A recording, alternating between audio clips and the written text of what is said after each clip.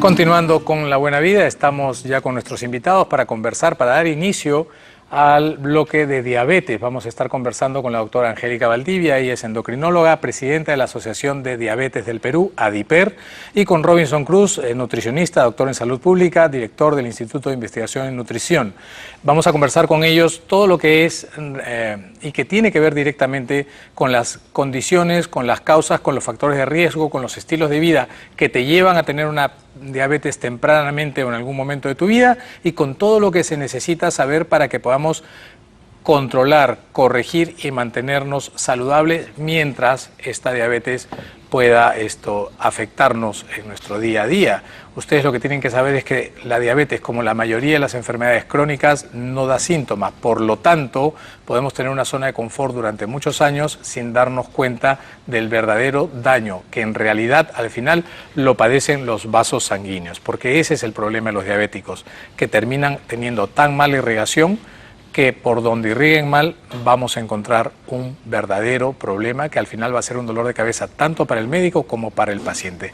Alicia, Robinson, bienvenidos al programa. Gracias. Ha sido un placer convocarlos y que nos ayuden en este segmento de La Buena Vida en vivo. Tenemos hoy día consultas, el público va a llamar para preguntar acerca de nutrición, diagnósticos, tratamientos y todo lo que se refiere a la diabetes. Quiero empezar la entrevista preguntándote acerca de lo que haces tú en la Asociación de Diabetes del Perú. ¿Qué cosa es ADIPER? ¿Dan tratamientos? ¿Qué cosa es lo que hacen un poquito?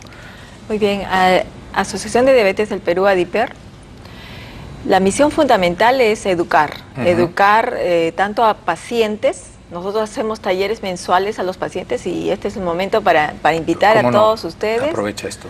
Y que ustedes puedan comunicarse con nosotros para escuchar y aprender un poquito más de esta enfermedad que hoy en día es una epidemia y no solamente de Perú, es Correcto. en el mundo. También por otro lado educamos a profesionales de la salud, tanto especialistas, endocrinólogos como médicos de atención primaria. En realidad nuestros médicos de atención primaria son los más importantes porque es donde llega por primera vez el paciente. Este año nosotros en octubre realizaremos nuestro 14º Congreso Internacional de Diabetes, donde tendremos bastantes líderes de opinión en el mundo. Y nuestro precongreso, el 14 de octubre, va a ser dirigido a pie diabético. Enhorabuena, porque realmente es un problema, ¿no? A ver, quisiera que empezáramos definiendo lo que es diabetes, por favor, Alicia. Angélica. Perdón, Angélica, sí, disculpa. Muy bien, la diabetes es una enfermedad crónica. No es nada agudo. Mucha gente piensa que solamente es una diabetes emotiva de un día porque me asaltaron, porque tuve un problema. Es una diabetes, es una enfermedad crónica e irreversible y que está principalmente porque hay un aumento de la glucosa en la sangre, lo que llamamos hiperglucemia. Y esto es causado por un por una deficiencia de la insulina o por una mala acción de la insulina, ¿no? Cuando no hay insulina, se trata de los diabéticos tipo 1, y cuando hay una deficiencia de la insulina, se trata de unos diabéticos tipo 2. Tipo 2. Tenemos una llamada. Antes de darle paso a la siguiente pregunta, quisiera que compartamos la llamada, Robinson, Angélica. Adelante con la llamada, por favor. ¿Aló? Aló, buenos días, doctor. Hola, buenos días. ¿Cuál es tu nombre, por favor? Soy la señora Rosaura Berta de San Miguel. ¿Cómo está, Rosaura? Buenos días. ¿Cuál es su pregunta para los invitados? Mire, para el doctor. Sí. Acá tengo un examen que me han hecho de glucosa. Sí. Tengo 130, ¿no? MGDL. Quiero saber si es diabetes o no. 130. Porque el doctor me ha mandado a hacer otro porque no cree que yo tenga ese resultado, ¿no? Perfecto. En ayunas, ¿no, Rosaura? Sí, en ayunas me hicieron, por eso que el doctor me ha dudado y yo estoy asustada porque no sé, no me ha dicho la verdad. Muy bien, Rosaura. Por favor, quédate escuchando la respuesta. Bueno, la duda de Rosaura, tiene un nivel alto de glucosa, ¿no? La pregunta de Rosaura es, ¿tiene o no tiene diabetes? Entonces, valga la pregunta para remarcar que hay 3 métodos para hacer el diagnóstico de diabetes. Uno es la glucosa en ayunas, o sea, si Rosaura estuvo en ayunas y salió más de 126 miligramos por decilitro, que son las unidades que nos quiso decir, eso es diabetes. Eso es diabetes.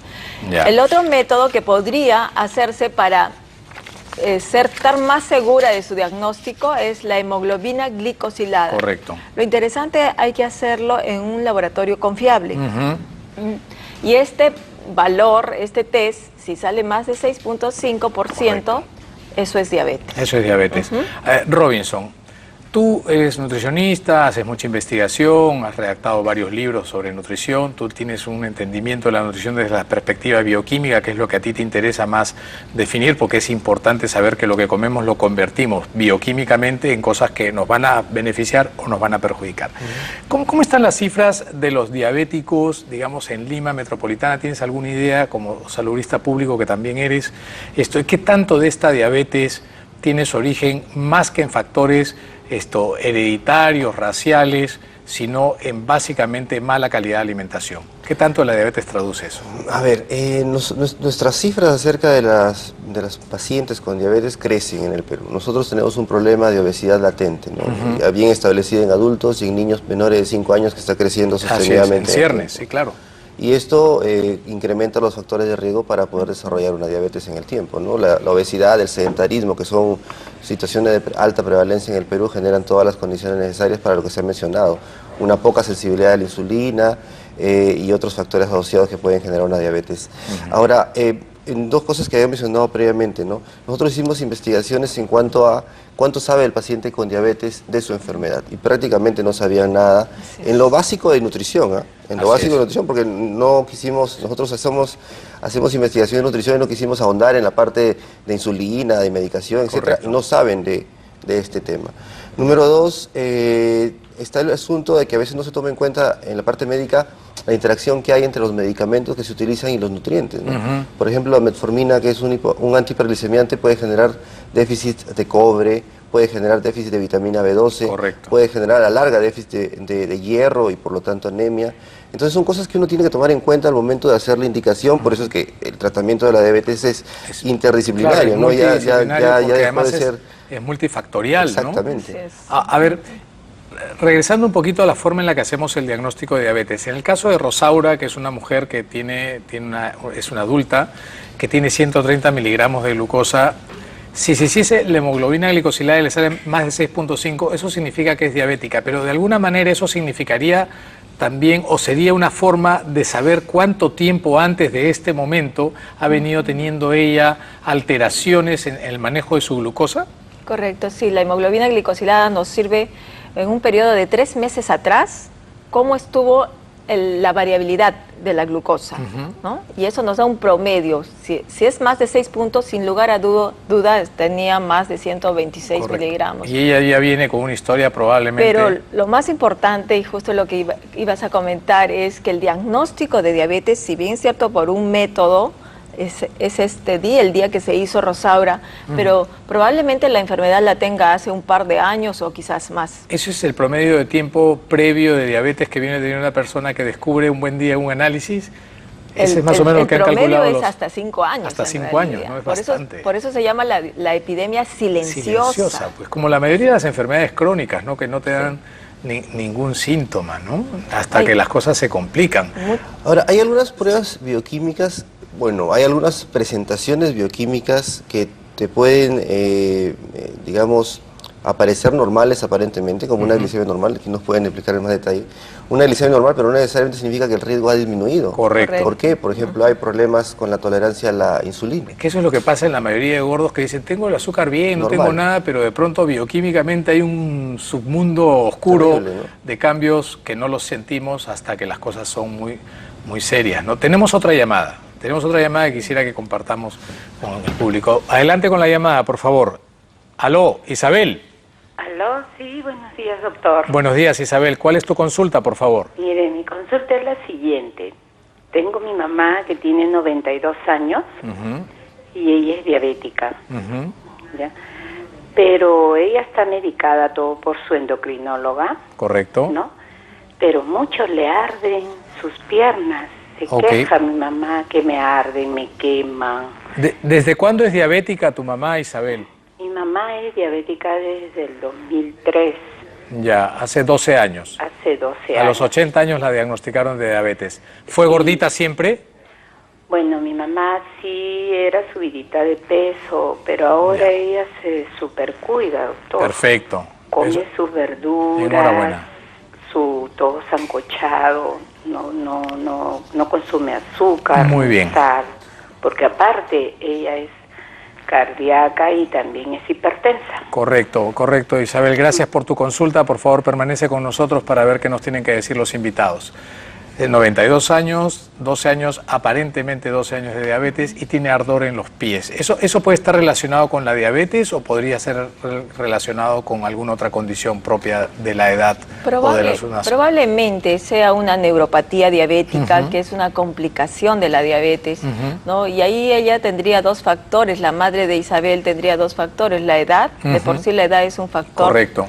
Y el tiempo de diabetes, 12 años ya es significativo. El tiempo de diagnóstico, pero probablemente la mamá de Isabel haya sido mucho antes diabética y eso ha influido en esta complicación que es el inicio de un pie diabético. Claro, ¿no? Hipertensión, edad, más diabetes, claro, podría tener ya una neuropatía que explicar estos síntomas.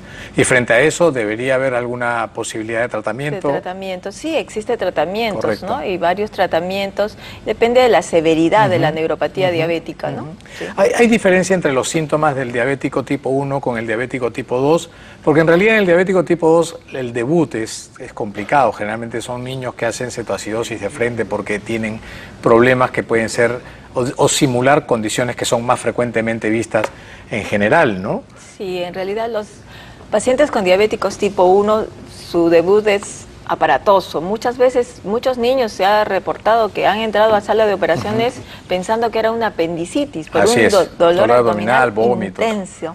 intenso y era una cetoacidosis, que es la manifestación debutante del paciente diabético tipo 1, ¿no? Gracias a Dios, pues en nuestro país, Perú, genéticamente tenemos esta incidencia baja, a diferencia de Argentina, que la tenemos cerca, la incidencia en diabéticos tipo 1 es mucho más alta. Quisiera, después de escuchar esta consulta que tenemos en espera, conversar un poco acerca de la dieta como factor de riesgo para diabetes y cuál crees tú que es el principal problema en el diabético tipo 2 con respecto a su forma de alimentación. A ver, adelante con la llamada, por favor.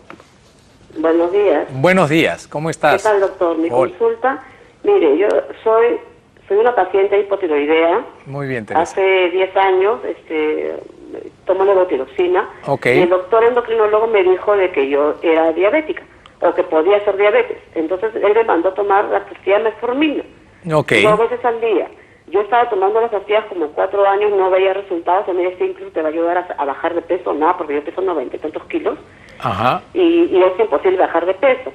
Entonces llegó un momento en que empecé a hacer una urticaria que me descompensó totalmente. Y yo dejé por mi parte la metformina porque pensé que era la pastilla. Cuando yo regreso con el médico nuevamente a consulta, él me dice, ¿cómo te va con la metformina? Yo le expliqué lo que me pasaba y me dijo, no, me dijo, tú eres una paciente que vas a hacer diabetes. Me mandó a hacer un examen que me hincaron en el dedo y me salió un 87. Entonces me dijo, señora, la felicito, usted no es diabética. Muy bien. Y le digo, doctor, pero si yo sabía que no era diabética, ¿por qué me estaba dando metformina? A ver, Teresa, y en emergencia, cada vez que ella me decían, la prediabetes no existe, señora. O es diabética o no es diabética. Correcto. O sea, yo en realidad no sé si tengo diabetes o no. Teresa, 2 preguntas. Primero, ¿qué edad tienes? Y segundo, ¿cuánto pesas? Estoy en 99 kilos, tengo 48 años. Muy bien. Muy bien. Permanece con nosotros para conversar acerca de lo que puede explicar esta urticaria y qué hay de cierto si hay prediabetes o no hay prediabetes y cómo es que deberías tú actuar frente a las recomendaciones de tu médico, Teresa. Gracias por llamar. Por favor, doctor, quiero saber si es que soy o no soy diabética. Ya, Teresa, no te preocupes. Ahorita damos respuesta a tu inquietud. Teresa, tiene factores de riesgo, ¿no es cierto? Tiene sobrepeso, tiene ahí un metabolismo que anda coqueteándose y no coqueteándose, que a ella la confunde un poco la información que va tomando de primera mano porque creo que no se ha sentado con su endocrinólogo a ponerla en orden las piezas, ¿no? ¿Qué opinas de esta urticaria? Algunas diabetes cursan con prurito, con picazón de cuerpo en algunas condiciones, ¿no? Así es.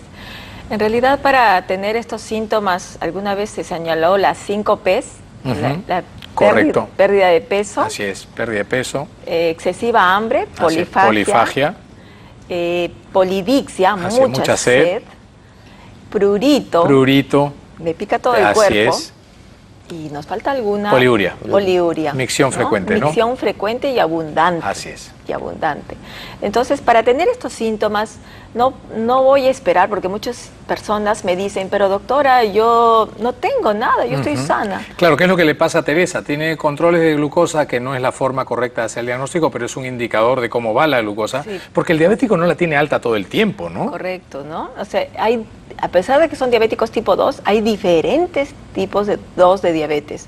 Entonces, para tener estos síntomas, la glucosa tiene que estar por encima de 180 miligramos. Correcto. Antes no va a haber síntomas. Así es. Es más, mucha gente con 200, 300 miligramos la vemos caminando feliz. Y no sabemos que tiene diabetes. Hoy en día se sabe de cada 2 personas, una tiene diabetes y no lo sabe. Exacto. Y no lo sabe. Qué bárbaro. Aterrizando con el tema de la alimentación en el diabético, uno de los grandes factores de riesgo son los malos hábitos de alimentación, ¿no es cierto? El sobrepeso, obesidad, el sedentarismo. ¿Cuál crees tú, Robinson, que es el peor alimento para el diabético? ¿O para generarlo o para cuando ya estás en el buque? Me venía a la mente varias de las preguntas que estaban haciendo, 3 situaciones. La persona que escucha o un televidente escucha hablar sobre diabetes probablemente se está pensando en su situación personal. Pero existen diferentes tipos de paciente con diabetes porque te llegan al consultorio en diferentes situaciones. Puede llegarte un paciente con obesidad y bien controlada, como hace un momento estábamos mencionando. Puede llegar un paciente adelgazado de un momento a otro, o el típico que llega al hospital con todas las complicaciones y las enfermedades asociadas a la diabetes. Entonces son diferentes formas de tratamiento. Si es que existe un alimento que puede contribuir a aumentar el riesgo, yo creo que no, así como no existe ningún alimento que te puede enfermar o curar. ¿Cómo no? Todo depende del estilo de vida que lleve la persona, de la forma en la cual haya integrado su alimentación, de la actividad física que tiene la persona.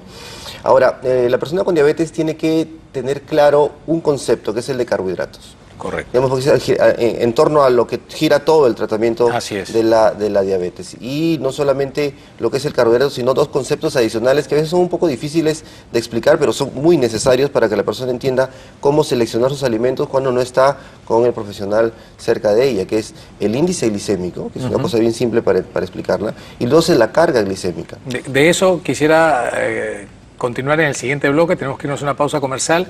Vamos a hablar sobre el índice glicémico, todo lo que tiene que ver con calorías y formas de ofertar glucosa en una dieta de un paciente. Ya volvemos después de la pausa comercial, vamos a seguir continuando, vamos a seguir hablando sobre diabetes.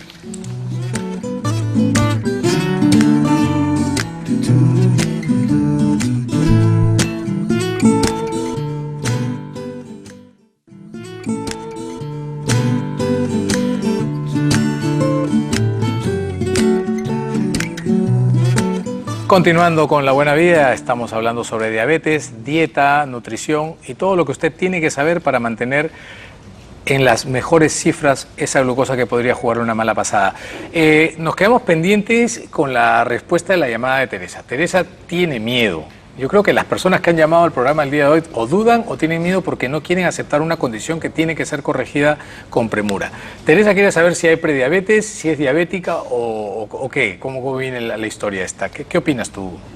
Muy bien, parece que a Teresa no le explicaron bien. En realidad es importante la educación al paciente, es el pilar de esta enfermedad y todas las enfermedades no transmisibles en realidad.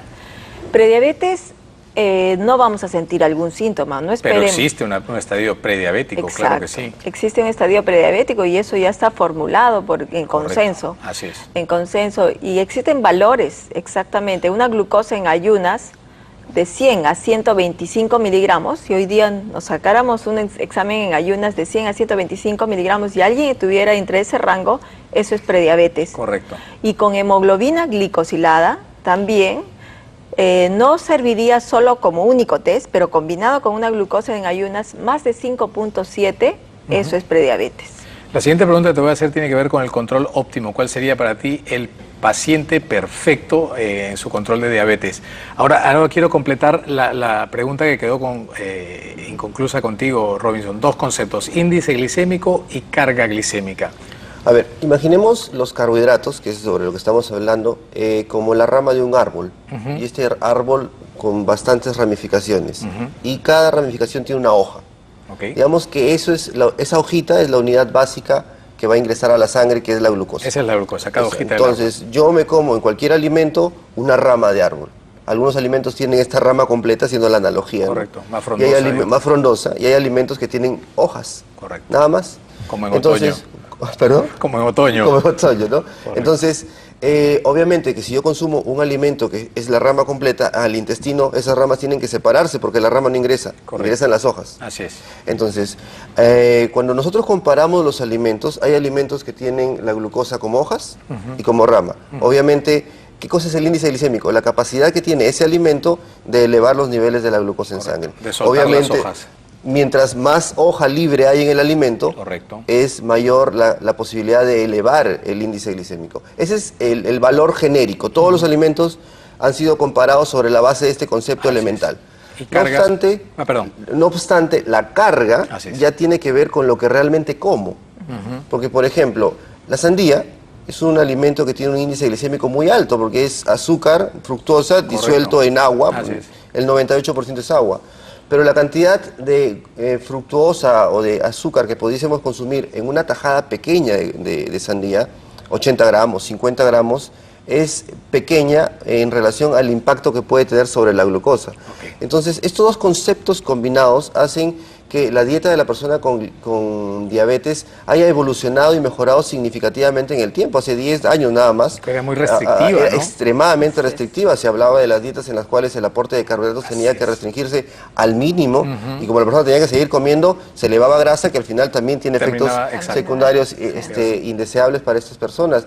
Entonces, con estos dos conceptos que ya son bastante difundidos en el mundo, incluso en el año 2010 la Asociación Americana de Dietistas y Nutricionistas hace una comunicación importante acerca de que no hay necesidad de restringir carbohidratos en una persona que está en una persona con diabetes compensada, ¿no? Porque obviamente estamos en un estado de paciente que todo endocrinólogo quisiera tener. Exactamente. Compensado no hay necesidad de hacer restricciones. Lo que hay que manejar es el tipo, la calidad del alimento que yo voy a ingerir. Obviamente siempre se tiene que hacer control en grasas. Otro problema que se consulta mucho en el consultorio es la proteína, ¿no? Correcto. De eso vamos a seguir hablando después de atender esta llamada también.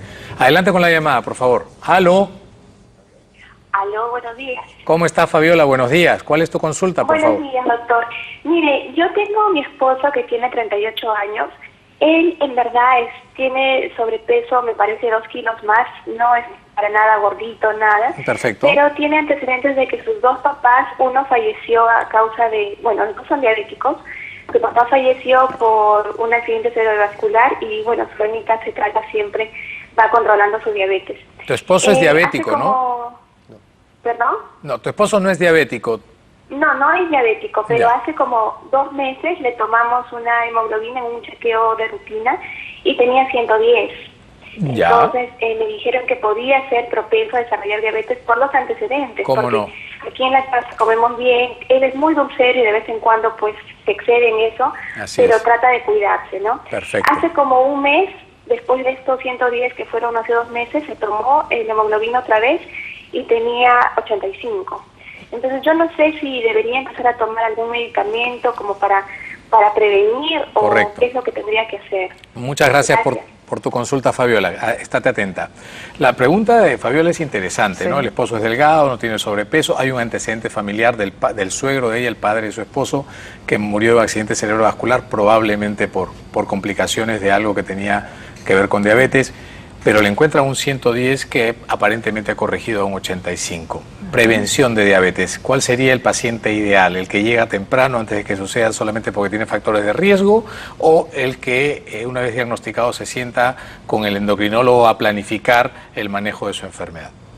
La prevención es desde que el bebé está en el útero de la madre. Correcto. La alimentación de la madre es súper importante, ¿no? La alimentación es fundamental. O sea, si yo voy a tener un bebé y no quiero que sea diabético, yo tengo que prevenir desde que el bebé está en el seno materno.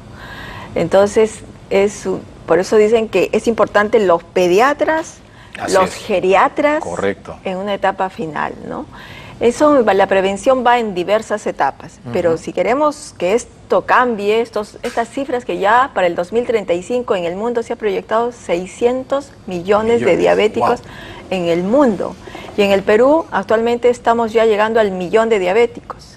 Y lo importante... Diagnosticados. Diagnosticados. Y lo peor de todo, que casi la mitad de estas cifras se estipula que casi 300 millones, medio millón tiene diabetes y no lo sabe.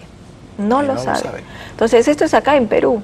Por eso que la prevención con la dieta y la nutrición... Desde el punto de vista médico, ¿a qué le llamamos control ideal, Angélica? Control ideal es hacer los ejercicios, 30 minutos diarios mínimo, en forma rutinaria, no es el fin de semana o el sábado. Tener una alimentación balanceada, y acá Robinson es el experto. Correcto. Y sin lugar a duda, hacer un chequeo anual, sobre todo después de los 40 años, si tengo factores de riesgo, como antecedentes familiares, como haber tenido una diabetes gestacional, como haber tenido un bebé más de 4 kilos. Correcto. Esos son factores, y sin lugar a duda el sedentarismo, la obesidad. Estilos de vida, ¿no? Robinson, una pregunta que engloba varias inquietudes. La primera tiene que ver con los mitos de la fructosa, por ejemplo, ¿no? Ese azúcar que salió publicitado como azúcar para los diabéticos, lo otro, los edulcorantes como alternativas para hacer agradable la dieta. Y si es que un diabético bien controlado puede darse un gustito, tomarse un par de copas de vino en algún momento, no todos los días, pero comerse un platito que le pueda gustar por ahí, porque al final hacia eso también apunta el estilo de vida y la calidad de vida, ¿no? A ver, son varias preguntas, a ver si no se me van. A ver. Número uno, quería puntualizar algo. Correcto. No solamente es la actividad física, sino tratar de mantener una masa muscular estable. Estable. Porque yo puedo, a veces las personas dicen, bueno, yo voy al mercado a caminar y eso consideran como actividad física. Pero necesariamente eso no significa que estoy manteniendo una masa muscular estable, porque, digamos, la salud depende de la masa muscular, no necesariamente del componente graso, ¿no? Eso es número uno.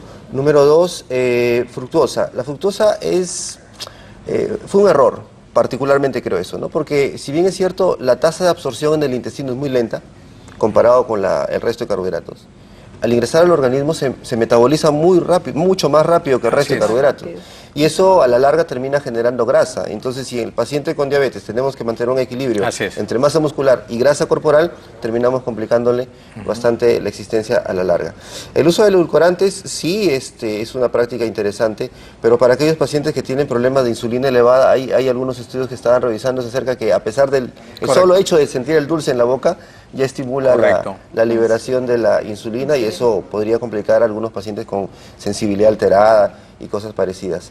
La última pregunta, que tiene que ver con alimentos. Darse el gusto. Darse gusto. Sí puede darse un paciente bien controlado. Lo que pasa es que al paciente hay que decirle, hay que ser muy rígido, ¿no? Así es, si acá decimos, un paciente le puede dar un gusto, mañana empieza a hacerlo, ¿no? Y sobre el alcohol, sí hay indicaciones sobre el consumo de alcohol que no debería superar, por ejemplo, una copa de vino podría tomarse de manera recurrente, un buen vino, un vino tinto, un vino seco, por el contenido de taninos, de estas sustancias que evitan problemas peores, ¿no? Tenemos un último Facebook para compartirlo con ustedes y con el público. ¿Qué tan saludables son las gaseosas llamadas cero? Si alguien tiene diabetes, ¿las puede consumir sin inconvenientes? Gabriela, linda pregunta. ¿Qué opinas de esto como endocrinóloga?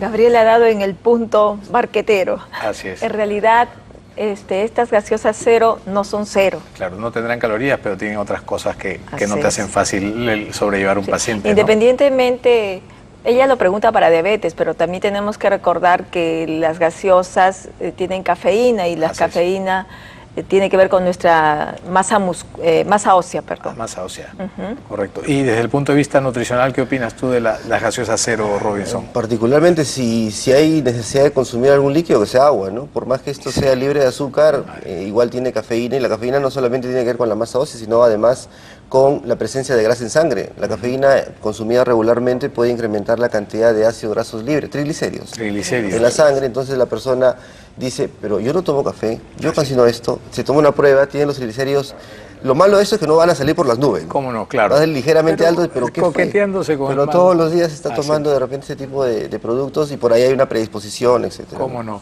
Angélica, ha sido un placer tenerte en el programa. Muchas gracias por venir. Ha sido un gusto conocerte, saber que eres presidente de una asociación de diabetes en el Perú que hace actividades para la gente, información y capacitación. Robinson, lo mismo para ti. Les agradezco muchísimo y estoy seguro que el público ha estado bastante satisfecho y creo que tiene un panorama muy claro de hacia dónde apuntamos cuando hablamos de prevención y de cuidados en el diabético. Gracias por estar con nosotros. Nos vamos a un corte y volvemos con más en La Buena Vida.